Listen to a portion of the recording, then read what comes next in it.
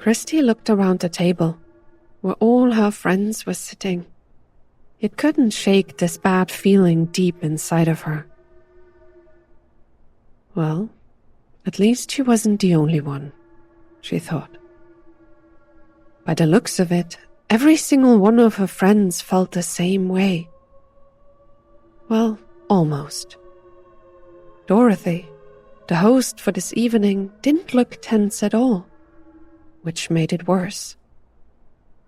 She was smiling, bringing the wine and playing the perfect hostess. As she always did. Only tonight was different. They all felt it. There was this tension in the air, and Christy thought, not for the first time, that she would rather be anywhere else besides here. She tried to smile, then looked at the empty glass in front of her. Could she say something? Stand up and leave? Was there any emergency she could bring up that wouldn't lead to a giant blowout right here at the table? She closed her eyes for a moment. Her aunt had died. Yeah, 2 months ago, and Dorothy knew about it as well. Maybe she would need to take care of an animal. No way. Her friend would point out that she was allergic to pretty much anything with fur and didn't like reptiles or insects or the like. Well, she was feeling sick right now, so maybe she could just excuse herself, go to the bathroom, and then make up a reason to leave. A glass clinked, and the high-pitched sound made her open her eyes and stare at the source. It was Dorothy, standing there in her drab outfit, holding a small knife to the side of an empty wine glass. Like in high society, Christy thought with a smirk, then shook her head to get back to a neutral expression. This wasn't a laughing matter. Something was in the air, and pretty much everyone in the group knew why Dorothy had insisted on all of them coming here. It was about Mark and Vera, who were sitting at opposite ends of the table. And Dorothy, who felt misled by the man and betrayed by her female friend. A dumb love triangle. Something they all should have left behind after high school. But no. Here they all were, and Dorothy seemed intent on cleaning the air. Christy bit her lip as she looked around the table again. All of them were staring at their host, waiting for the inevitable. It would turn into a screaming match, she knew. Probably between Dorothy and Vera first. Isabella would join in to calm it down, but it would only make things worse. Anthony would probably try to stay out of it, which seemed like the best idea to Christy. She had done so since the whole mess had started, and intended to stay neutral throughout the rest, like Switzerland. It didn't mean she hadn't listened to her friends complain about each other, but she had taken great care not to let anyone pull her in too deep. Well, maybe she had given some advice and furthered some gossip. Even Switzerland wasn't perfect, after all. The mountains of gold stashed in their banks with a swastika imprinted on it were proof of that. Christy felt the corners of her mouth twitching as she had that thought, but kept herself from changing her expression. This mess might blow up the whole friend group, she knew. Yet somehow a part of her was almost looking forward to it. The drama that would unfold. It might even lead to a fight, which Isabella, she, and Anthony would have to stop. The knife hit the glass again, and people shot each other looks. All the while, Christy was completely focused on the host this evening, who now started clearing her throat. "It's so nice of you all to be here," she heard her friend say, and felt the tension in the room rise. It wasn't her normal tone, no.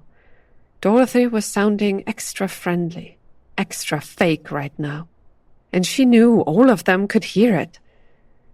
Christy felt taken aback a bit. This evening might actually turn into a bigger blowout than she had expected. I've known most of you for almost 2 decades now. Some I went to school with. Her eyes landed on Christy, and she gave her a weak smile. Others I only met a bit later. Now their host was looking directly at Mark, who tried to not let it show, but Christy could immediately see how tense he was. Would she start the blow-up right now? She could hardly imagine. Normally, those fights only happened after at least one bottle of wine had already been emptied. But Dorothy seemed determined to clear the air, so to speak.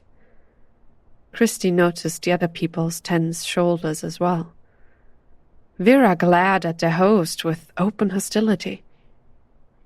They wouldn't start a physical fight right here and now, would they? You've all been great friends to me. Really. Better than I ever thought I deserved, to be honest. There was no warmth in her tone, Christy noticed almost immediately. Her stare, still only directed at Mark, was as cold as ice. This was uncomfortable. For all of them. Their host was holding the butter knife like a weapon, while its blunt edge was softly scraping against the glass. And I hope you guys know that I absolutely love each and every one of you. Really. With all my heart. Christy looked at the 4 other people sitting around the table. They were shooting her glances as well. All except Mark, who seemed completely transfixed by their host's stare that never left him. Would she lunge at him with the horribly blunt knife? Christy felt a chill in the air.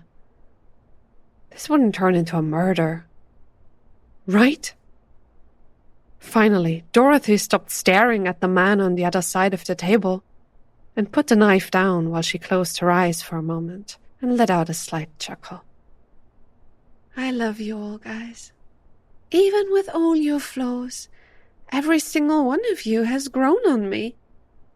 And I really don't know what I would be doing without you. Christy still wasn't sure where this was going, but she seemed to have a plan in mind.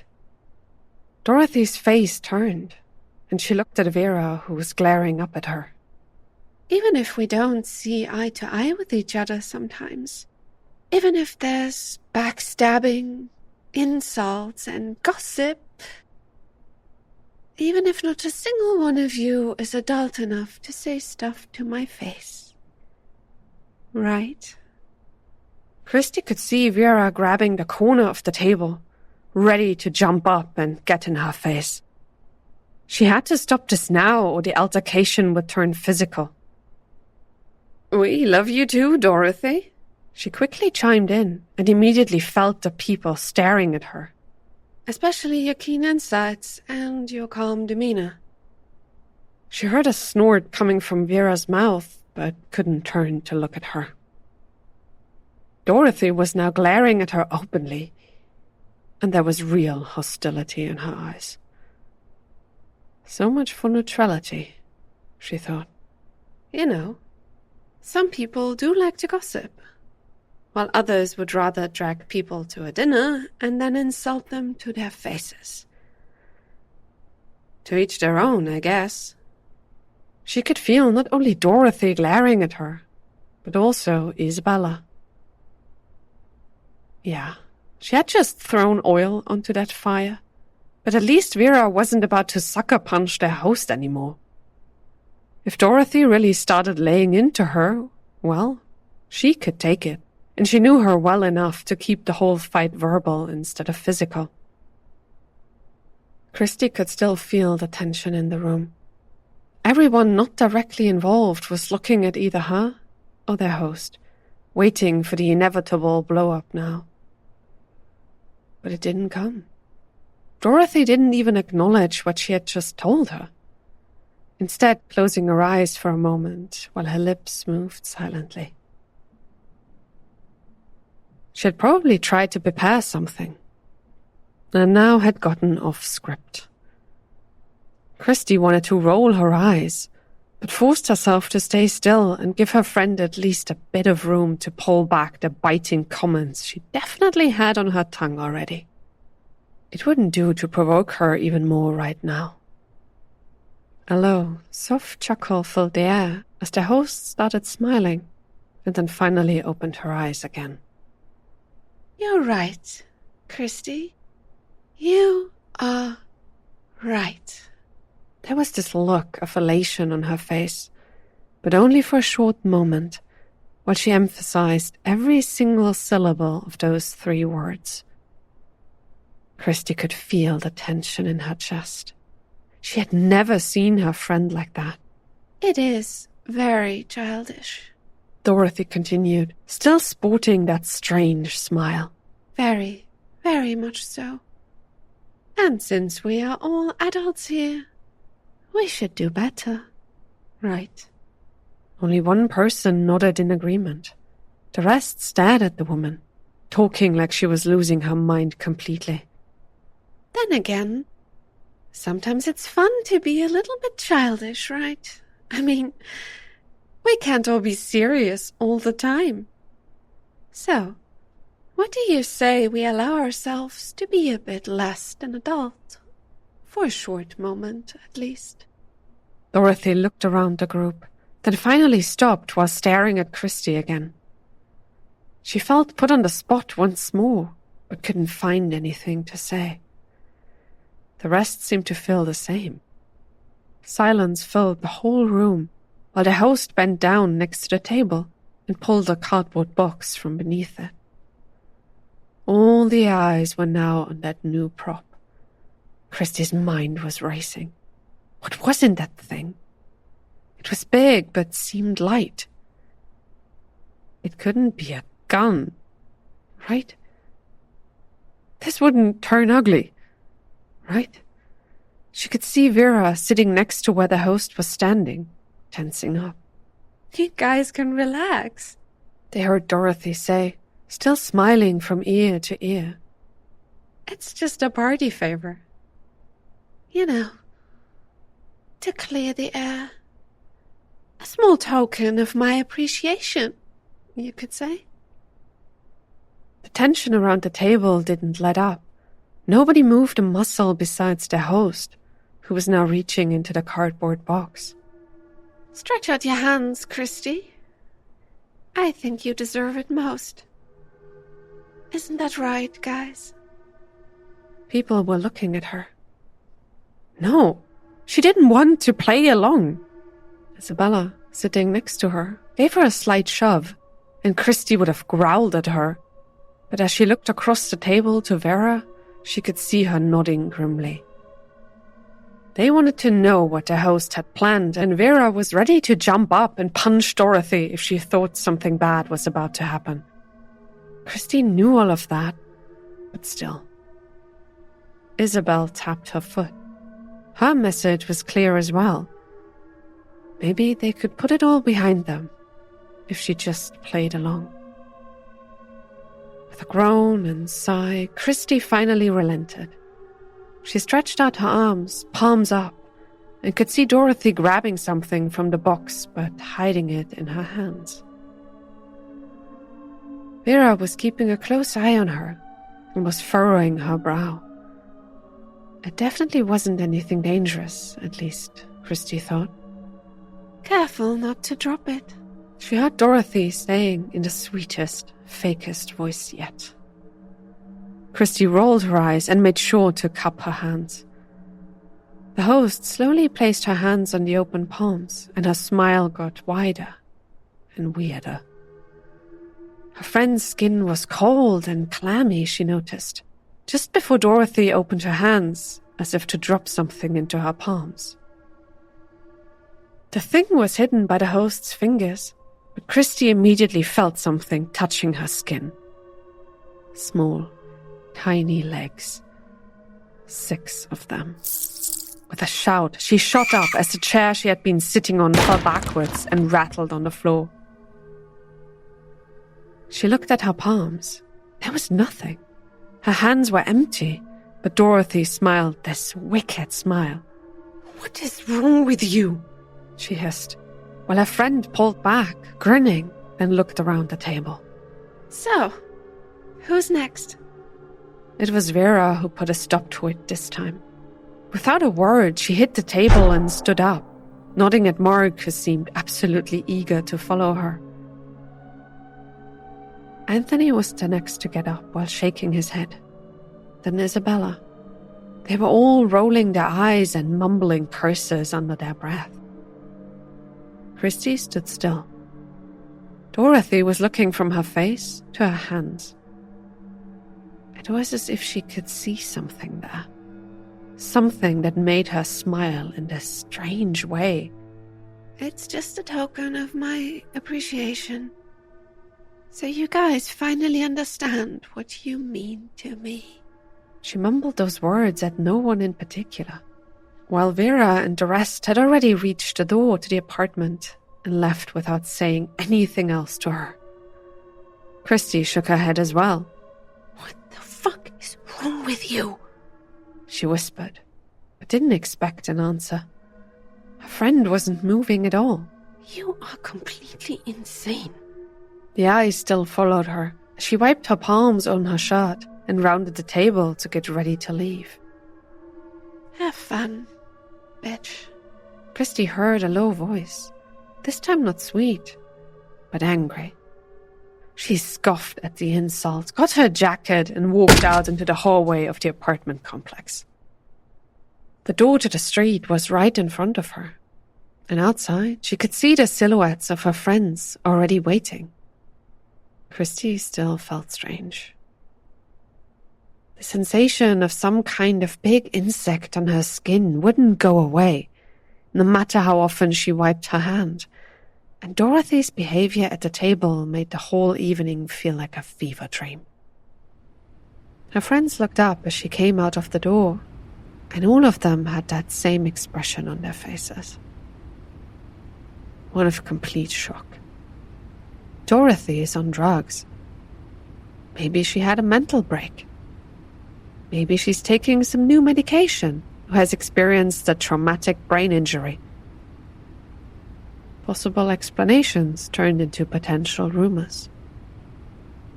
Christy wasn't in the mood to join in and said goodbye to them before heading home herself. All she wanted was to eat something, lie down, and then forget about that whole thing for the next few hours. Whatever had gotten into her friend, it was bad. She had completely alienated them all with this strange behavior, and it would take some time before any of them would even want to talk to her again.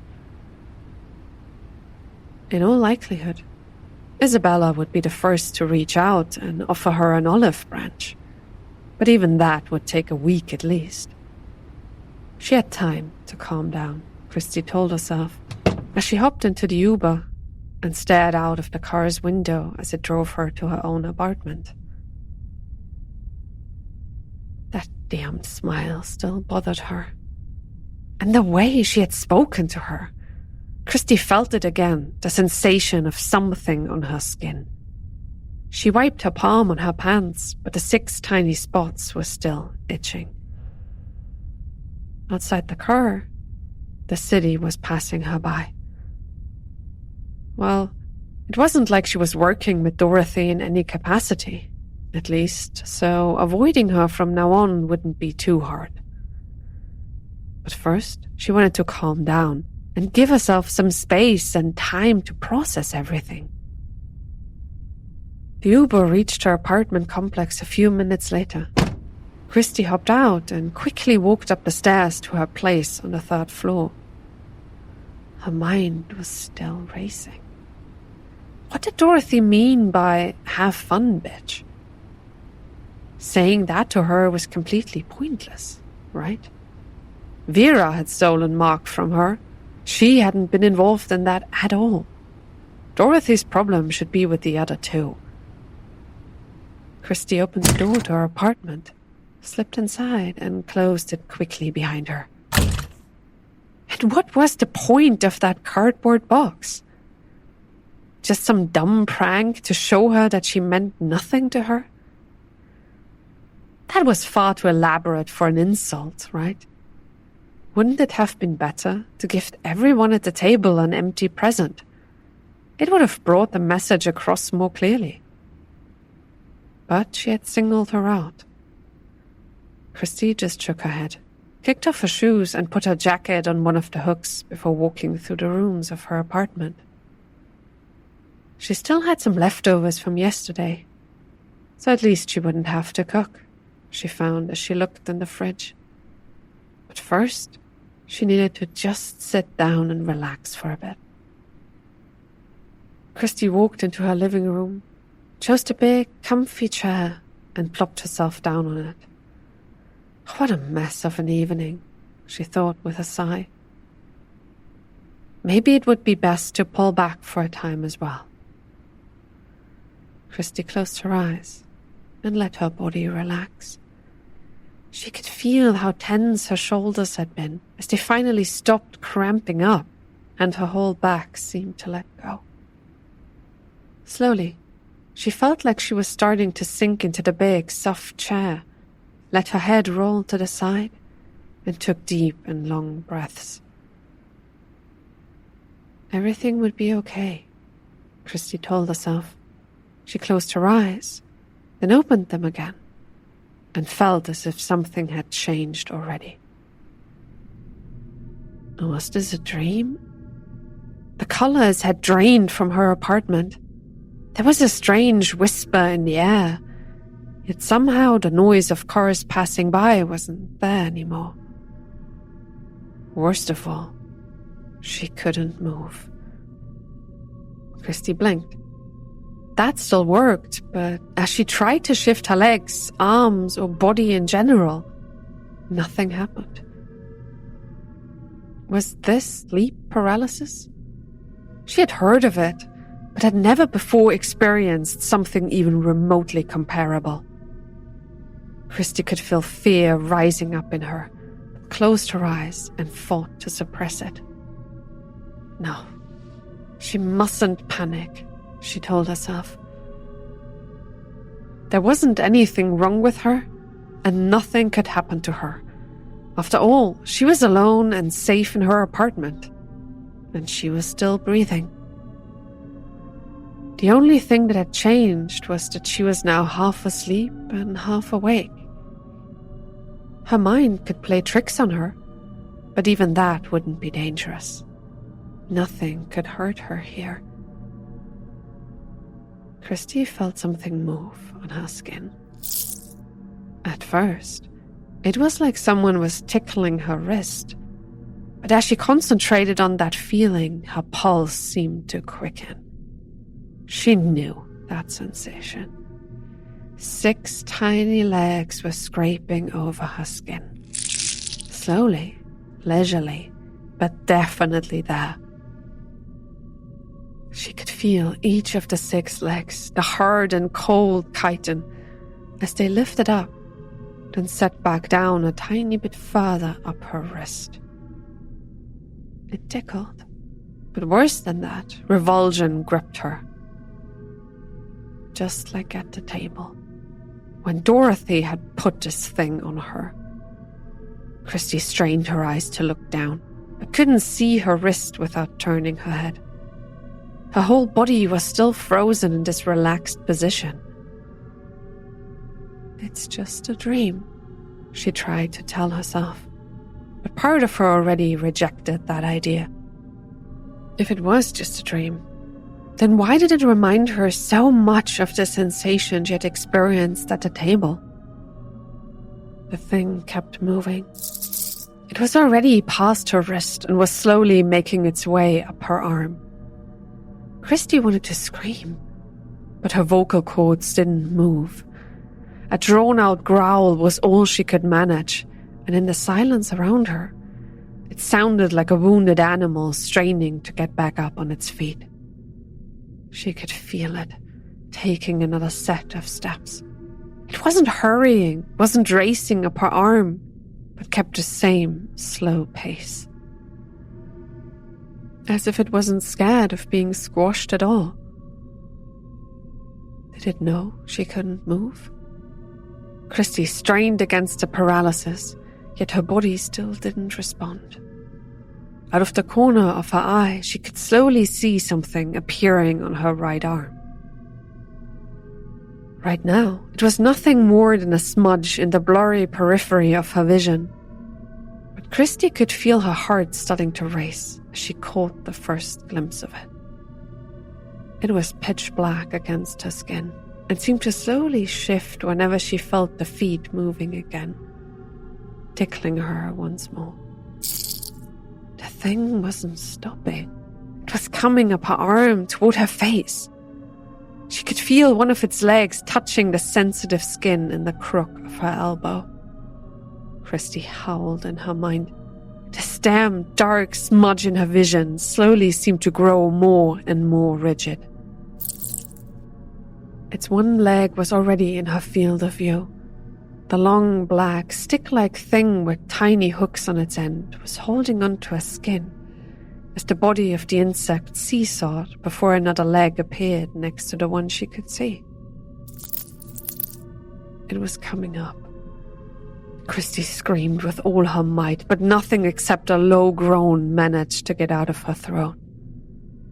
The feeling of this thing's feet on her skin disgusted her. It was pulling up more legs. A third one touched the crook of her elbow. Then a fourth. Christy screamed in her mind. She tried to thrash around, but her body was still not listening to her. This thing, it would crawl up her arm and toward her head. Tears were running down her cheek as she fought to howl and move her body. It was here. It was real. Christy tried to roll over, to do anything to shake this damned thing off. Suddenly, she felt it. Just as the fifth leg touched the sensitive skin up her arm, the left side of her body started to slide down the comfy chair. Christy wanted to cheer. The sixth leg touched the skin next to the others. Up her arm, she could now feel it far more clearly. The way this thing seesawed back and forth. Christy looked over and could see the body atop the six legs. It was only as long as her thumb, and almost as thick. She couldn't see many details, only that it had mandibles that stood wide open. Her butt slipped out of the chair. Christy fell, and the instant her body hit the floor, she could move. Without a moment's hesitation, her left hand shot up, then came down on the crook of her elbow. Pain shot up her arm as the slap echoed around her empty apartment, and she rolled over before coming back up on her feet. Her pulse was racing. The hand still holding the inside of her elbow was hot. But beneath her palm, she felt nothing but raw skin. Christy staggered back and lifted her hand, ready to see a big, dead, squashed bug. She looked and shook her head. The world seemed to be swirling around her. There was nothing on her. The skin was reddening where she had slapped it, but there was no chitin, no liquid or bug remains anywhere on her. Christy felt sick. Had it been just a dream? No, it felt far too real for that. Still, she looked more closely at the crook of her elbow. The skin there was turning a deeper, darker shade of red. But in it, she could see something appearing. 6 tiny white spots. Christy turned and steadied herself on the wall. They were there. She hadn't dreamed it. It was real. Or not. A part of her whispered, how could this thing be real if she couldn't see it right now? It wasn't hiding anywhere on her, right? But what if it was? Christy screamed as she pulled off her shirt and threw it across the apartment. What if it had just disappeared before she had managed to move? It could hide anywhere. With a howl, she jumped and ripped off the rest of her clothing. If it was still on her, it would have come for her the moment she fell asleep again. The next time, she might not wake up. Christy hopped into the shower and turned it on. She didn't feel it right now, but it could be hiding in her hair. With a growl, she started scrubbing herself, pulling at strands while spinning around and round. It wasn't there. The thing wasn't on her. She couldn't see it at all, couldn't even catch a glimpse of it. But in the crook of her elbow, she could still feel it. Christy scraped the skin raw until it almost bled. The 6 white spots didn't disappear, no matter what she did. She howled again and hopped out of the shower.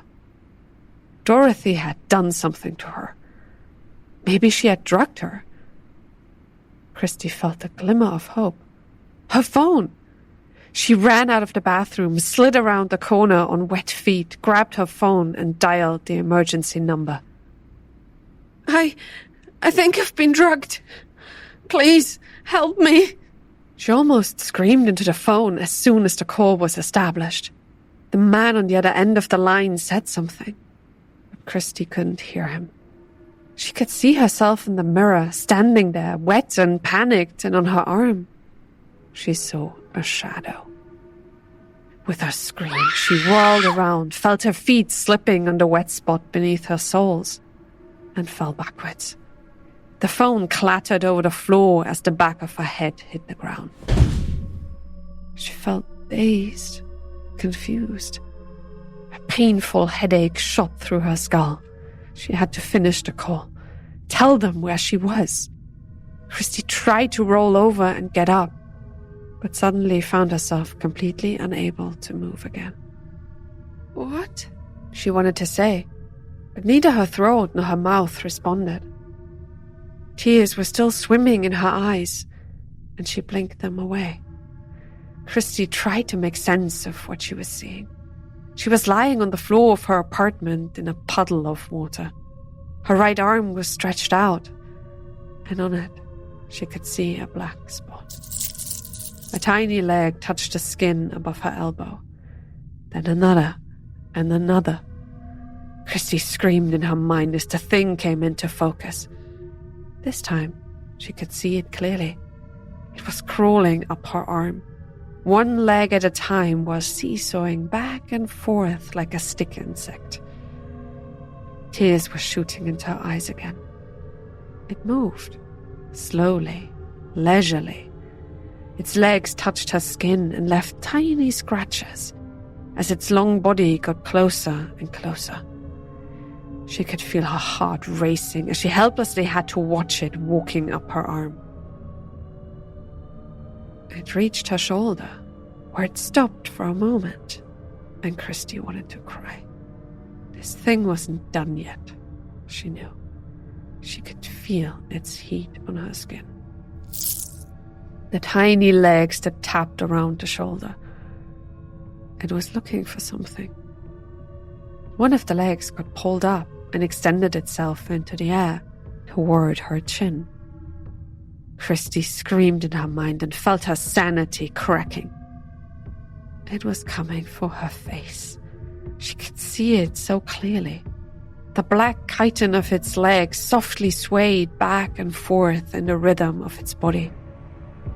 It touched her chin, and Christy cried out in her head, even though her body still didn't move.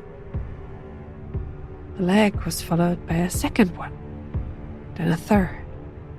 Slowly, the pressure she felt on her shoulder lessened, while the one in her face increased. Christy could see its belly now as it leisurely crawled up her face. Part of the chitin was shimmering in the soft light. A leg touched the bridge of her nose. Another stepped next to the corner of her eye. At the back of the long black body, she could see something else that almost made her lose her mind. A stinger, long and thick as a needle, bobbed up and down at every step. What was this thing doing here? What did it want? With tears in her eyes, she asked herself the question as the insect crawled over her face, neither stopping for her mouth nor nose. Maybe it would just leave, she thought, and pray to any god that could hear her. Please, just leave. Christy heard a clicking sound, and her mind began to scream. Those little pincers in the front. She could hear them clearly now, and felt it as a tiny leg stepped onto her earlobe. It was speeding up, she suddenly realized. The legs were moving faster, and the mandibles were clicking again and again and again. Christy cried out in her mind. She could feel it. Something touching the edge of her ear canal. A small, hard head pushing in. She could see it out of the corner of her eye. Stinger was bobbing up and down, more and more as if it were excited.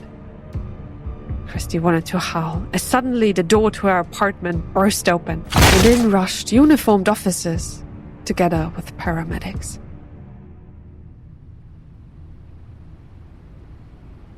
Dorothy was standing by the entrance of her former friend's apartment complex. She hadn't had to wait long before police and paramedics arrived. A low chuckle came out of her throat. The thing she had put on her wouldn't be so easy to remove, she knew. It had cost her quite a bit, but it was worth it in the end.